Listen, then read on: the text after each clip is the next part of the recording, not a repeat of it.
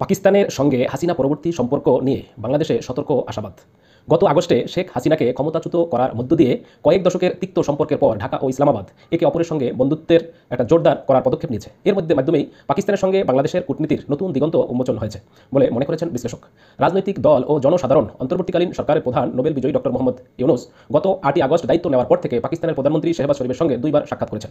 হাসিনা সরকার পাকিস্তানের প্রতি বৈরী ছিল, তবে তিনি ভারতের ঘনিষ্ঠ মিত্র ছিলেন। যেখানে নির্বাসিত রয়েছেন, তাকে ক্ষমতাচ্যুতর পর ঢাকা ও নয়াদিল্লির মধ্যে সম্পর্কের শীতল হাওয়া হাওয়ায় ইসলামাবাদের সঙ্গে একটি বিনিময় বাড়তে শুরু করে।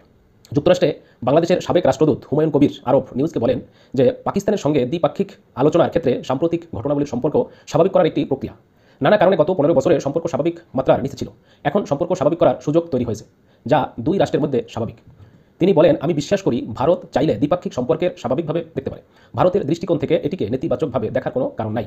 আমরা চাই ভারত ও বাংলাদেশের মধ্যকার সম্পর্ক পাকিস্তানের সঙ্গে ইস্যু দ্বারা প্রভাবিত না হয়ে দ্বিপক্ষীয়ভাবে বিবেচনা করা হোক। একইভাবে ভারতের সঙ্গে যে কোনো ইস্যুতে পাকিস্তানের সঙ্গে বাংলাদেশের দ্বিপাক্ষিক সম্পর্ক স্বাধীনভাবে চলবে। আমি মনে করি দক্ষিণ এশিয়ার বৃহত্তর প্রেক্ষাপটে এই দৃষ্টিভঙ্গি সম্পর্কের ক্ষেত্রে গতিশীলতা আনবে।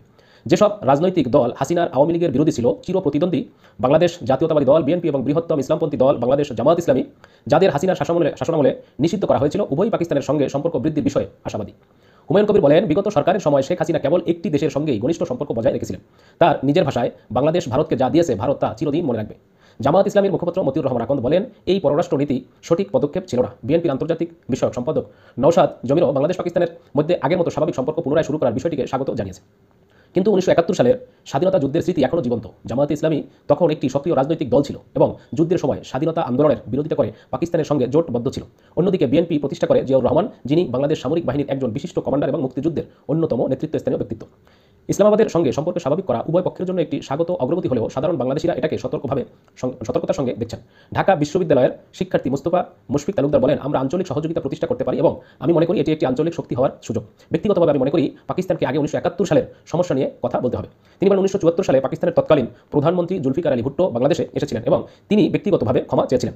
তবে আনুষ্ঠানিকভাবে তিনি কিছুই এখানে ছিল না। তাই আমরা পাকিস্তান 1971 সালে যা কিছু করেছিল তার জন্য তাদের আনুষ্ঠানিক ক্ষমা দাবি করছি। ঢাকার গবেষক তামিম মুনতাসিরের কাছেও এই সম্পর্কে এগিয়ে নিতে পাকিস্তানে আনুষ্ঠানিক ক্ষমা চাওয়া জরুরি বলে মনে করেন। তিনি বলেন, আমরা দেখেছি পাকিস্তানের সঙ্গে সুযোগের নতুন দিগন্ত তৈরি হয়েছে। আমি মনে করি ন্যায় বিচারের দৃষ্টিকোণ থেকে এটি সমর্থন করা উচিত। আঞ্চলিক অর্থনীতির পরিপ্রেক্ষিতে বাংলাদেশ ও পাকিস্তান একই সারিতে মানুষের সম্পর্কের বিষয়টিও আমাদের বিবেচনায় নিতে হবে।